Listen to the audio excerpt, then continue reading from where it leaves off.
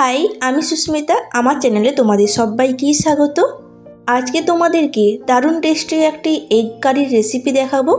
এই এগ কারি বানালে কিন্তু রুটি, তরকারি, ভাত যেটা দিয়েই খাক না কেন সবটাই নিমেষেই শেষ হয়ে যাবে।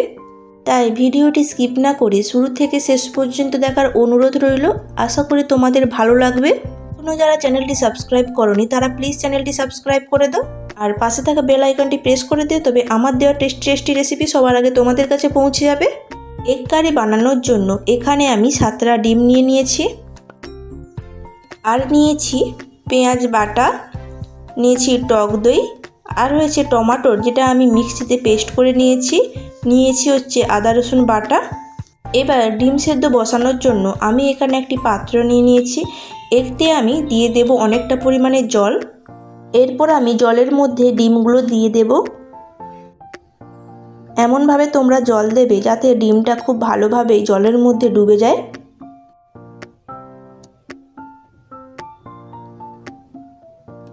ডিমগুলো জলে দেওয়ার পর এখানে আমি দিয়ে দেব 1 চামচ লবণ। লবণ দেওয়ার ফলে কিন্তু ডিমের খোসা খুব সহজেই ছাড়ানো যায়।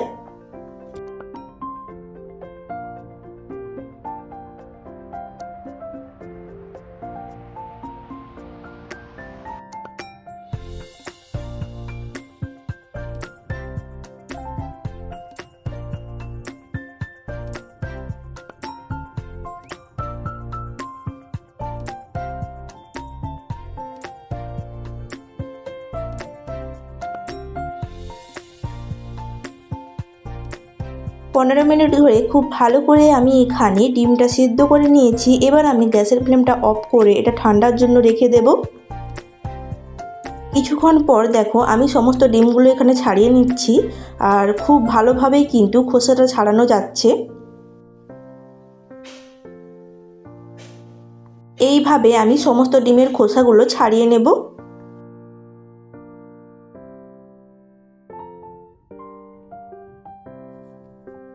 এখানে আমি সমস্ত ডিমের খোসাগুলো ছাড়িয়ে নিয়েছি। এবার আমি ম্যারিনেট করে নেব। ম্যারিনেট করার আগে ডিমের গায়েগুলো আমি খুব ভালো করে চিড়ে চিড়ে দাগ করে নেব, যাতে প্রপারভাবে মশলাটা ডিমের মধ্যে ঢুকতে পারে। সমস্ত ডিমগুলো এইভাবে চেরা চেরা দাগ করে নেওয়ার পর আমি এবার ডিমগুলো ম্যারিনেট করে নেব।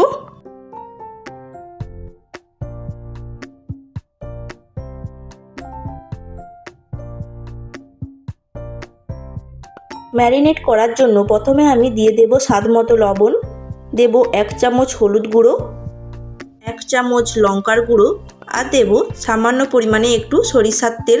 সমস্ত কিছু দেওয়ার পর আমি খুব ভালো করে এখানে ডিমটা মাখিয়ে নেব।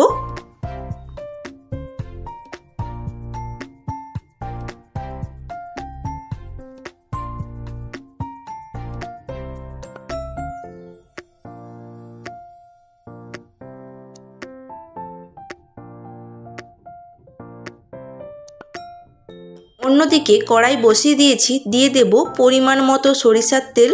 তেল গরম হয়ে গেলে আমি এখানে একে একে ডিমগুলো ছেড়ে দেব।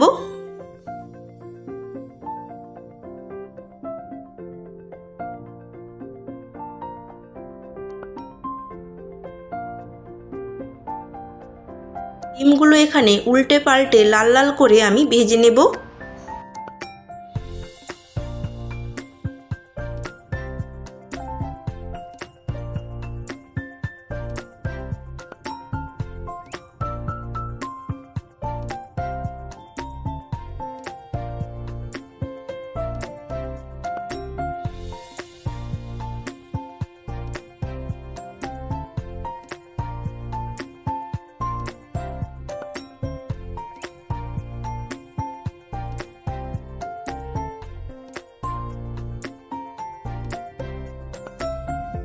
আমি ডিমগুলো খুব ভালো করে ভেজে নিয়েছি। এবার আমি ডিমগুলো তুলে নেব।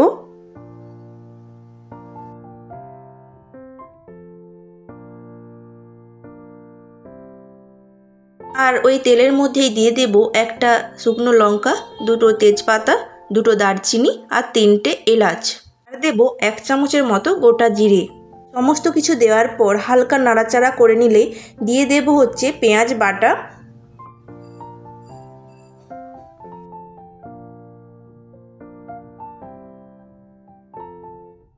পেঁয়াজ বাটাটি তেলের মধ্যে হালকা নেড়েচেড়ে নেওয়ার পর এখানে আমি দিয়ে দেব 1.5 চামচের মতো আদা রসুন বাটা।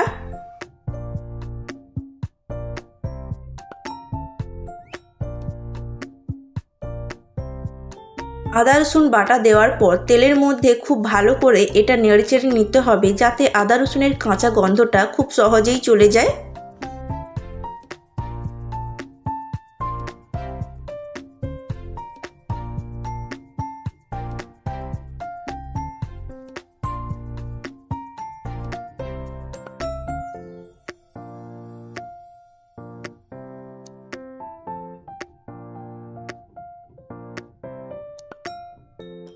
এখানে আমি কিন্তু খুব ভালো করে নাড়াচাড়া করে আদা রসুন আর পেঁয়াজটা ভাজা করে নিয়েছি।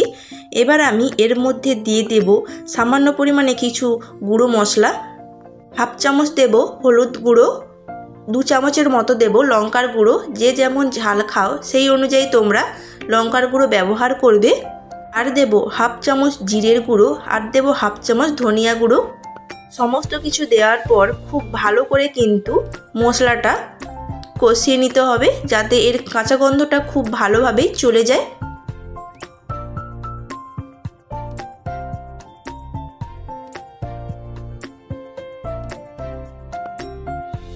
প্রায় আমি 1 মিনিট ধরে খুব ভালো করে মশলাটা কষিয়ে নিয়েছি। এবার আমি এর মধ্যে দিয়ে দেব টমেটো বাটা।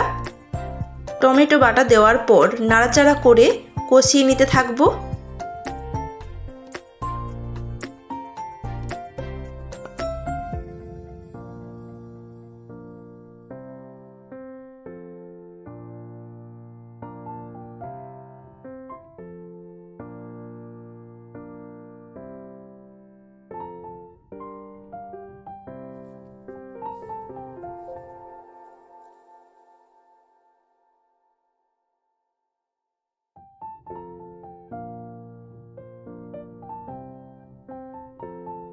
খুব ভালো করে কিন্তু এখানে আমি মশলাটা কষিয়ে নিয়েছি, আর গা থেকে কিন্তু তেলটা ছেড়ে দিয়েছে।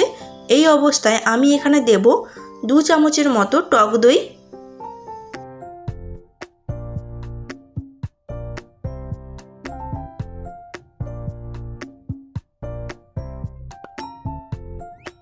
টক দই দেওয়ার পরে কিন্তু খুব ভালো করে মশলাটা কষিয়ে নিতে হবে। যতক্ষণ না মশলার গা থেকে তেল ছেড়ে দিচ্ছে ততক্ষণ কিন্তু মশলাটা কষতে হবে। এখানে দিয়ে দেব সামান্য পরিমাণে লবণ, আর হচ্ছে 1/2 চামচের মতো চিনি, টক ঝাল মিষ্টিটা ব্যালেন্স করার জন্য, যেহেতু এখানে টমেটো বাটা আর টক দই দুটোই দেওয়া রয়েছে।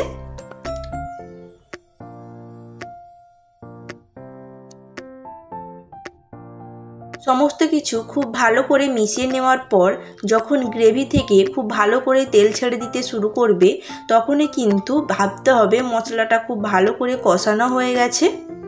এখানে কিন্তু ধীরে ধীরেই মশলার গায়ে থেকে তেলটা ছেড়ে দিচ্ছে।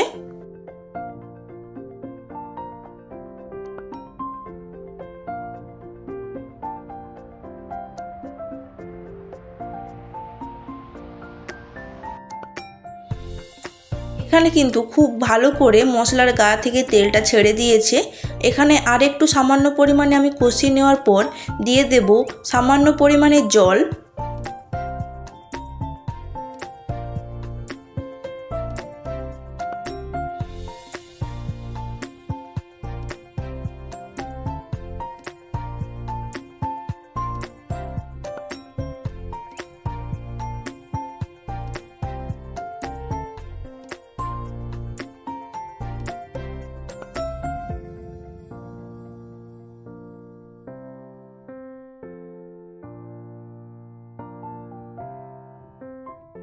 জল দেওয়ার পর কারিটা ফুটে উঠলেই এখানে আমি দিয়ে দেব ভেজে রাখা ডিমগুলো।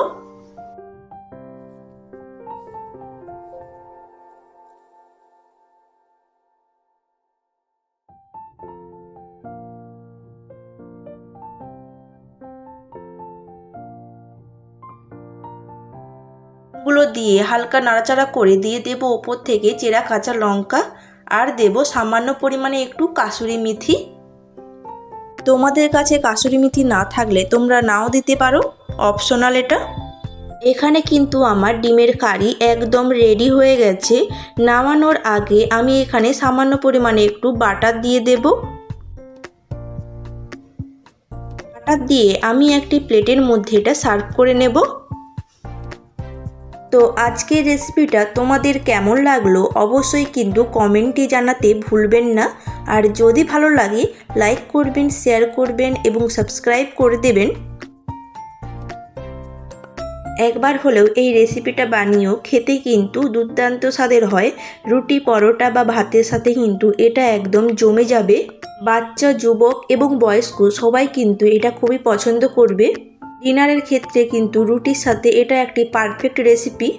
তো আজকের মতো এখানেই, দেখা হচ্ছে অন্য কোনো রেসিপি নিয়ে। সবাই ভালো থাকবেন, সুস্থ থাকবেন এবং সাবধানে থাকবেন, অন্যকে ভালো রাখবেন। Thanks for watching guys, by.